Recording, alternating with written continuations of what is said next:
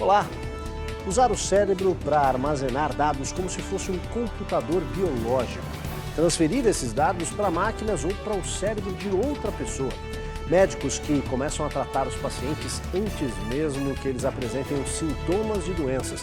Microsistemas que percorrem o organismo, eliminando tumores ou vírus, curando ossos fraturados ou curando toda espécie de doenças. Robôs que tomam o lugar do homem no campo, no plantio e colheita de alimentos. A ciência avança a passos rápidos em todas as direções e promete, para breve, um admirável mundo novo. Quem viver, verá. Matéria de Capa está começando, fique com a gente.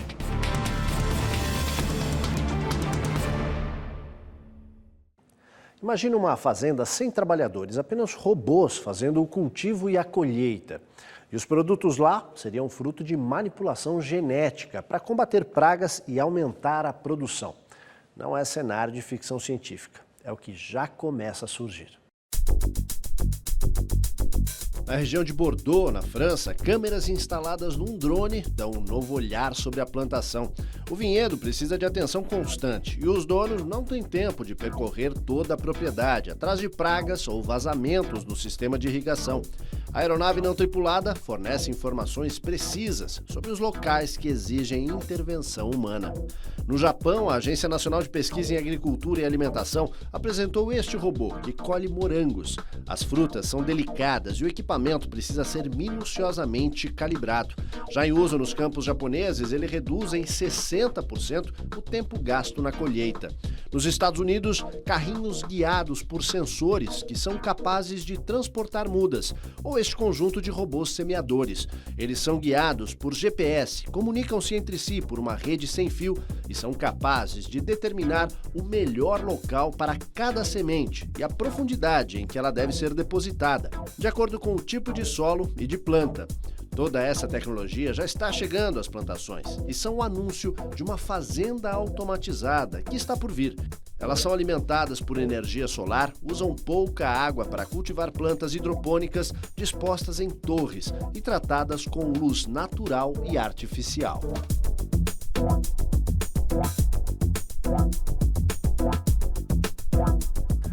Uma em cada 8 pessoas no mundo sofre com a fome crônica, de acordo com dados da ONU. A pior situação está na Ásia e na África. O grande desafio para a agricultura é garantir a segurança alimentar para os 9 bilhões de habitantes que a Terra deve ter em 2050. E a tecnologia de ponta será uma grande aliada com a agricultura de precisão. Os especialistas dizem que o mundo vai precisar aumentar em 70% a produção de alimentos nas próximas décadas. E a agricultura industrial sozinha não será capaz de gerar alimento para todos. O papel dos pequenos produtores é fundamental. Aí, o cultivo orgânico, sem agrotóxicos, se une às hortas urbanas, que reaproveitam espaço e água e reduzem o custo do transporte, e à agricultura familiar nesse desafio. Tudo isso reforçadas por novos equipamentos, os sensores de ar e solo. A ideia aqui é dar ao produtor a capacidade de prever as necessidades da plantação. Redes sem fio de sensores de ar e solo mostram na tela a quantidade de água, as condições do solo, a taxa de crescimento das plantas e alertam para a presença de pragas, otimizando os resultados da produção. Este sistema, apresentado numa feira de produtos agrícolas nos Estados Unidos, consegue identificar o nível de fertilizante na plantação apenas com o passeio dessa máquina entre as plantas. Os resultados vão para o computador e orientam a aplicação do produto. Agora imagine isso no seu bolso. Para cuidar melhor de uma pequena horta em sua casa, esta empresa americana que aposta na inovação já desenvolveu este sensor, que identifica a quantidade de luz solar, a temperatura do ambiente, a quantidade de fertilizante e a composição do solo. As informações vão para a tela do celular de quem cuida da horta urbana, ajudando a aumentar a produção com sustentabilidade.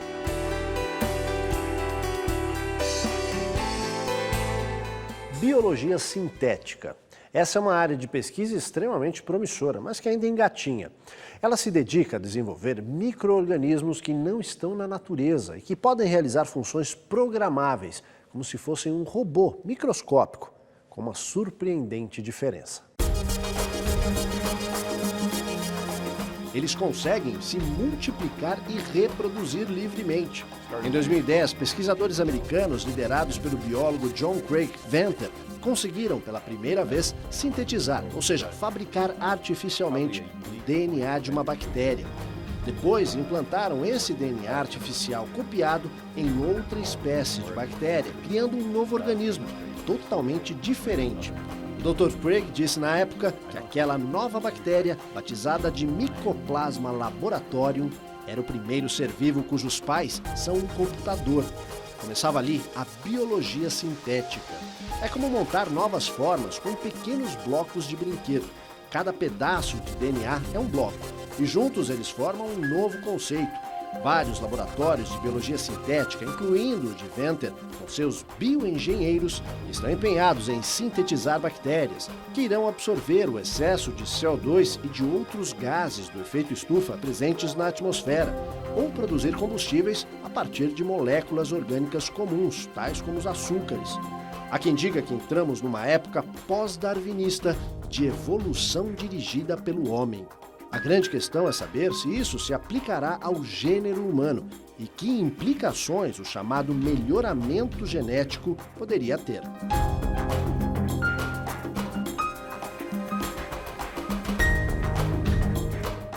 A ciência já sequenciou o genoma humano, os 23 pares de cromossomos contidos no núcleo das nossas células. Cada indivíduo tem uma combinação própria desses 27 mil genes. Agora a medicina arruma para um novo tempo. O atendimento personalizado com base nessa informação genética.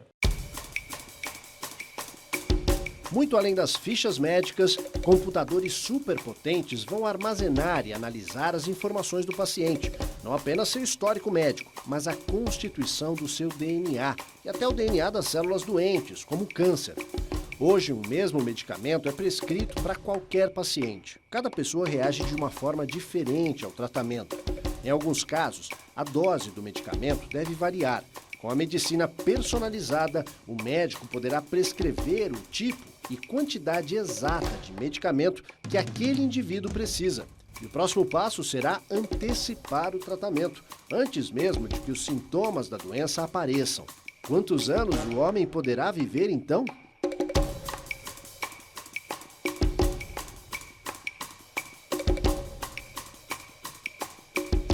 O primeiro sequenciamento do genoma humano levou 13 anos e custou 3 bilhões de dólares. Hoje você pode sequenciar o genoma de uma pessoa por $1.000. Tá? A grande questão é quem deve sequenciar e para quê. Né? Então nós estamos aqui já oferecendo sequenciamento do genoma em caso de doenças genéticas onde você não sabe onde está a mutação, você não sabe qual é a mutação, você sabe que a pessoa tem uma doença genética e a gente procura então, pelo sequenciamento, a gente procura onde está a mutação. E isso nos facilita muito o diagnóstico de inúmeras doenças. Uma outra grande aplicação do sequenciamento do genoma, que eu acho que também vai revolucionar a medicina, é o que a gente chama de farmacogenômica. Tá? Que é a resposta a drogas, que é diferente entre uma pessoa e outra. Tá? Então hoje, toda vez que você vai tomar um remédio novo, o médico diz, toma tal remédio e vê se você se dá bem. Você pode se dar bem ou pode não se dar bem, porque a resposta a drogas é diferente de uma pessoa para outra. Tá? Como é que vai ser no futuro? O médico vai dizer, olha, antes de você tomar tal droga, nós vamos fazer um exame para ver qual é o gene que, no teu caso, que tem o melhor metabolismo dessa droga e se você é um metabolizador lento ou rápido, tá? Porque se você metaboliza rapidamente a mesma droga que a mesma dosagem que é boa para mim vai ser pouco para você, você não vai ter efeito. Se você for um metabolizador lento, acontece exatamente o contrário. A mesma dosagem que é boa para mim pode ser tóxica para você, você vai acumulando no organismo, tá? Então, com esses exames de sequenciamento, você vai poder dizer, olha, você vai tomar tal droga em tal dosagem. E se ir ao médico não fosse mais necessário? E se o profissional de saúde recebesse as informações sobre o paciente antes mesmo dele sentir os sintomas? É o que vem por aí. O próximo passo da medicina é o monitoramento à distância. Basicamente, será utilizar as ferramentas digitais, como os smartphones, redes sociais e computadores, a serviço médico. O batimento cardíaco será monitorado por um sensor do tamanho de uma pílula, que enviará informações ao celular do paciente e daí para o médico. Um exemplo do que está por vir foi apresentado ao público recentemente. Parece ficção, mas é real. 2 desenvolvedores de Israel criaram o Angel, um sensor biométrico em forma de pulseira que monitora pulso, temperatura e oxigenação do sangue e envia as informações para destinatários cadastrados, como o médico da família ou os pais de uma criança. Ainda é um protótipo em busca de investidores para entrar na linha de produção, mas é um conceito que deve ser adotado até por governos, laboratórios e empresas de planos de saúde no futuro. Outra inovação que deve ser adotada em larga escala é o conceito chamado Lab on a Chip, ou laboratório num chip. A ideia surgiu em 2011 e foi publicada em artigo da revista Nature.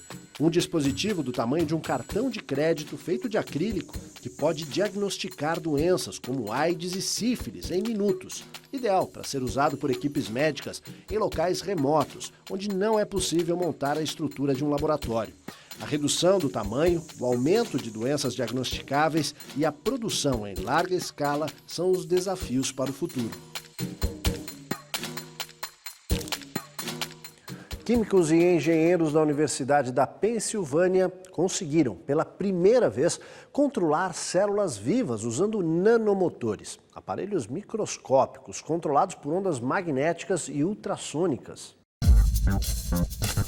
Nessas imagens feitas pelos pesquisadores, com um aumento de mais de 1000 vezes, os nanomotores são dourados. Primeiro eles estão fora das células, depois conseguem entrar.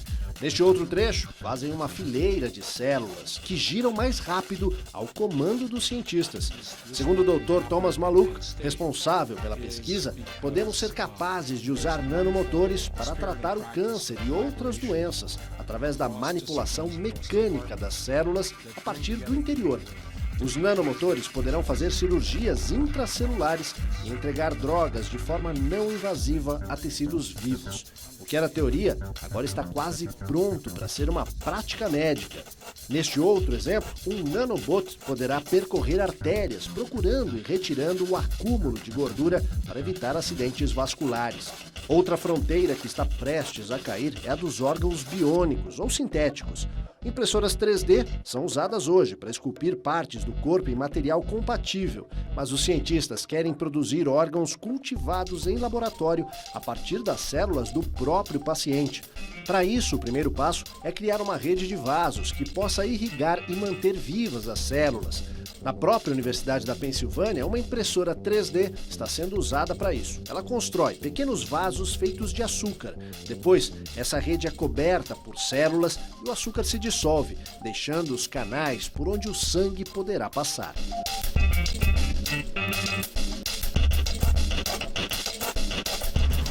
A seguir, polêmica à vista. Cientistas se preparam para fazer a manipulação genética de bebês ainda no ventre materno. E mais, a transmissão digital de dados entre cérebros. A gente volta já.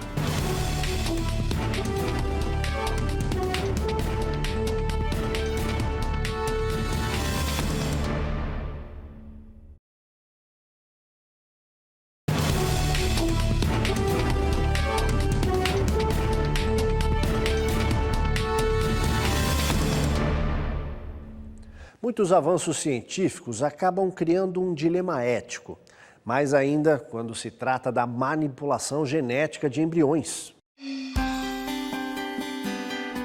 Se a clonagem da ovelha Dolly já deixou muita gente de cabelos em pé, o que dizer do que alguns cientistas estão preparando para o futuro? Daqui a 2 décadas, alguns apostam que estaremos prontos para analisar as características genéticas de embriões e, a partir daí, preparar a chamada manipulação do genoma.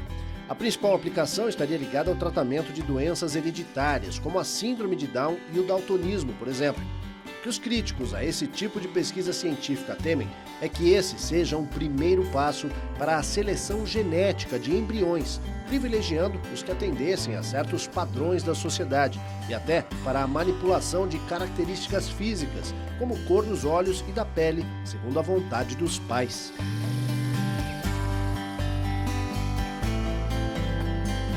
Na verdade, a gente não fala em manipulação de embrião, mas a gente fala de seleção de embriões.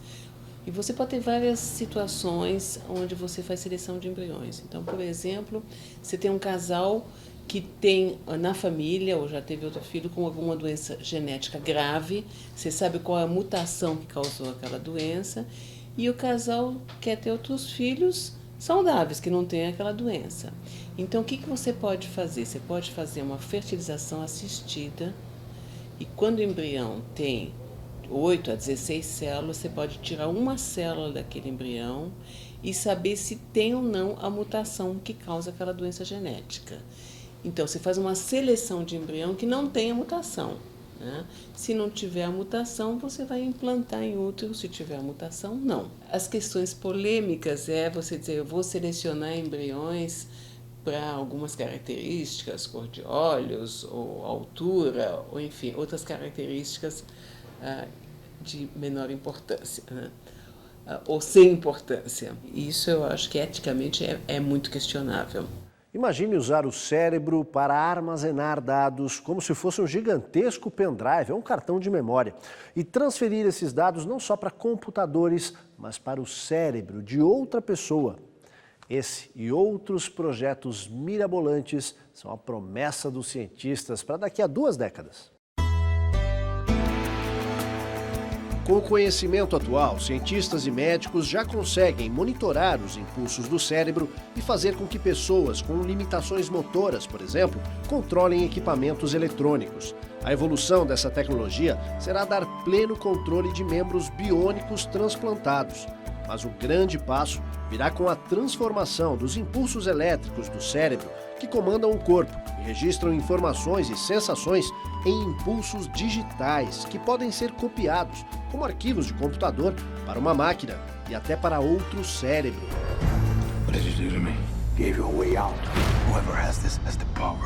Algo como apresentado na ficção Elysium, estrelada também pelo brasileiro Wagner Moura. No filme, o personagem de Matt Damon recebe um implante no cérebro, que o ajuda a controlar um exoesqueleto e a cumprir a missão de roubar os dados gravados no cérebro de uma das autoridades da Base Espacial Elysium.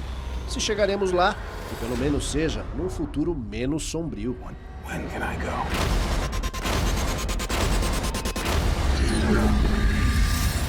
A transmissão de dados com a tecnologia 4G mal chegou ao Brasil e já enfrenta problemas. No ano que vem, países da Europa devem começar a testar a banda 5G, que vai tornar as videochamadas padrão nas telecomunicações. Videochamadas?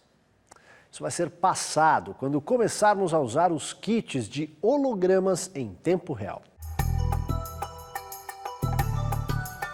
Entre as mudanças nas comunicações, podemos esperar computadores mais rápidos, eletrônicos flexíveis e sensores menores e melhores.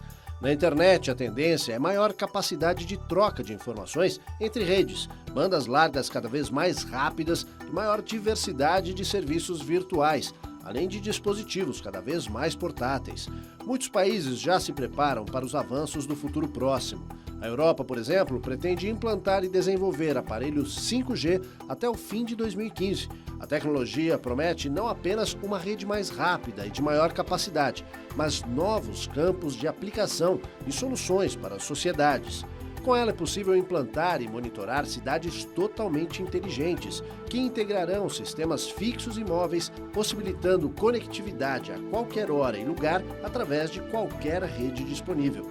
Entre as novidades, óculos de realidade virtual que permitem a visualização de informações sobrepostas pelo usuário serão cada vez mais comuns. Mas uma das novidades mais aguardadas são os hologramas. Um kit tecnológico permitirá que uma pessoa esteja num lugar distante do seu corpo físico através da telepresença. Para isso, hologramas serão utilizados em tempo real. A ideia é que tablets e smartphones sejam capazes de gravar e projetar a imagem da pessoa simultaneamente. Os hologramas também poderão replicar a imagem da tela do dispositivo para que o internauta navegue numa projeção. Another profile.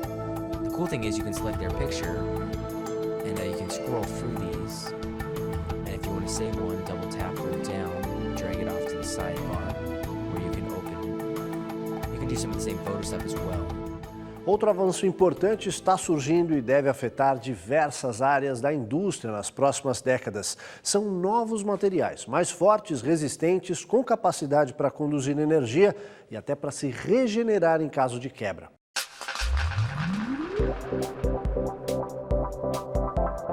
Quando se trata da indústria de ponta, ninguém duvida de que o grafeno é o material do futuro e de um futuro cada vez mais próximo. Leve e extremamente resistente, o grafeno será disputado por setores tão diversos que vão da aviação a instrumentos cirúrgicos, passando pelos celulares, carregadores de baterias, armazenamento de hidrogênio para automóveis movidos a células de combustível, sensores e telas de computadores portáteis. Na verdade, o mais difícil será saber onde ele não será usado na tecnologia avançada. Detalhe, é composto basicamente de carvão, um parente próximo do grafite e, portanto, abundante na natureza. Em outra frente, as pesquisas avançam rumo à produção de materiais autorregenerativos, que, embora tenham componentes industriais, imitam os sistemas biológicos. Isso significa que poderão se recompor quando sofrerem desgaste no uso industrial ou doméstico. A ideia é inserir componentes químicos que atuam da mesma forma que as células reprodutivas, capazes de evitar a degradação pelo processo de renovação permanente. Na medicina, os biomateriais, sintetizados em laboratório a partir de produtos encontrados na natureza, vão permitir uma revolução nos tratamentos de muitos males, por exemplo, na substituição de órgãos ou para evitar a rejeição a transplantes.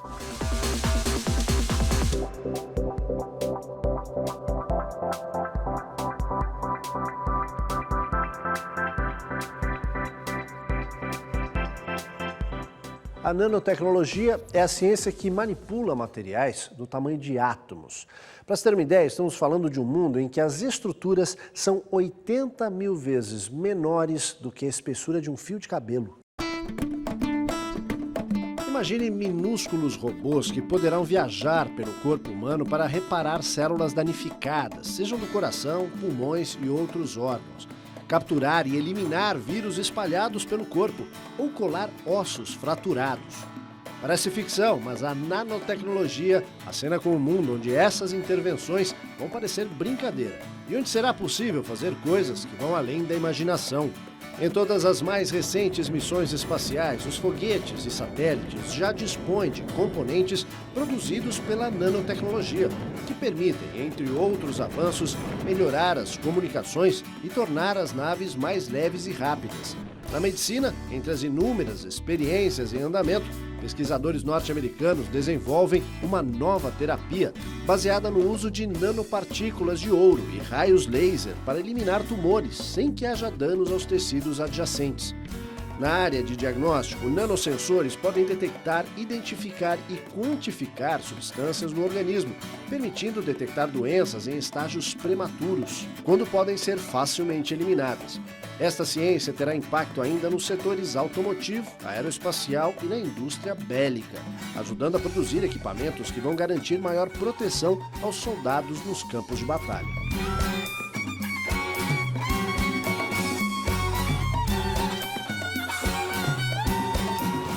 A seguir, a energia do futuro virá do espaço e será distribuída por redes inteligentes. E ainda, o que mais os próximos 15 anos nos reservam?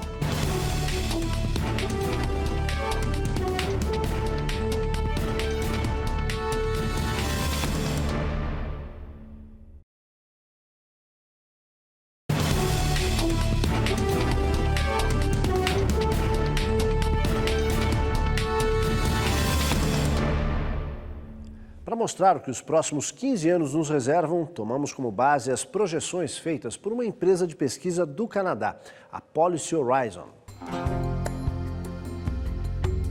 Como será o mundo nas próximas décadas? No que os governos e as empresas devem investir? E o que as pessoas podem esperar?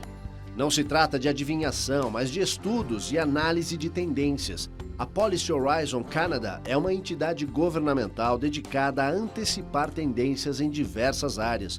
O ponto de partida são as pesquisas científicas e demandas atuais da sociedade. Com isso, os canadenses apontam soluções que só serão necessárias e possíveis daqui a alguns anos. No último estudo, os pesquisadores do Horizon e os cientistas associados se dedicaram a analisar o avanço da tecnologia em 6 áreas: agricultura, saúde, materiais, nanotecnologia, comunicações e energia. E o horizonte é de 15 anos, ou seja, o que a tecnologia nos reserva até 2030.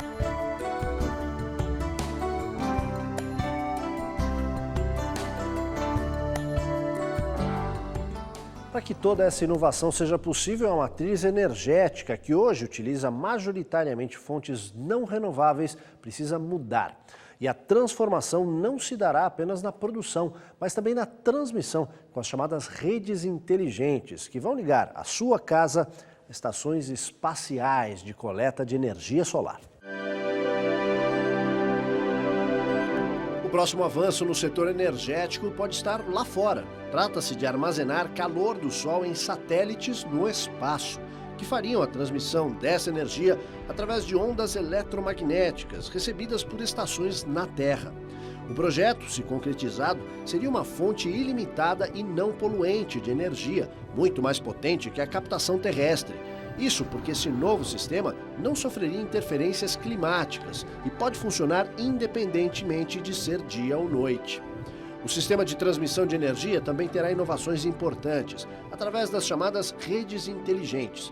Com a demanda crescente por eletricidade, a distribuição de energia no futuro terá que se tornar mais eficiente, minimizando as perdas que acontecem durante o processo.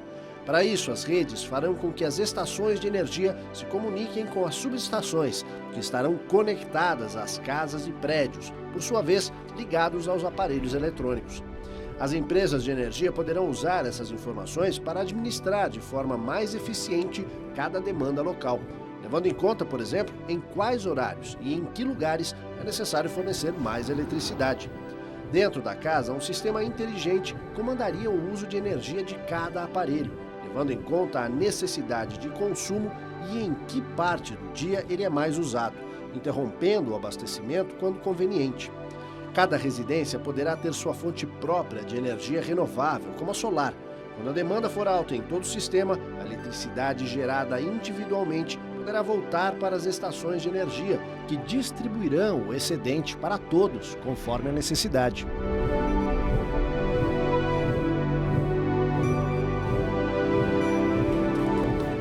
Não faz muito tempo, boa parte das inovações científicas era anunciada para um futuro bem distante. Hoje, algumas dessas invenções já estão em uso ou vão se tornar realidade até o final dessa década ou da próxima. Isso significa que muitos de nós teremos a oportunidade de ver isso de perto e nossos filhos poderão viver nesse admirável mundo novo. Seria demais perguntar se, além das inovações físicas e materiais, o homem também vai avançar no pensamento? Matéria de Capa fica por aqui, voltamos no próximo domingo, às 7h30 da noite. Uma ótima noite a todos e até lá!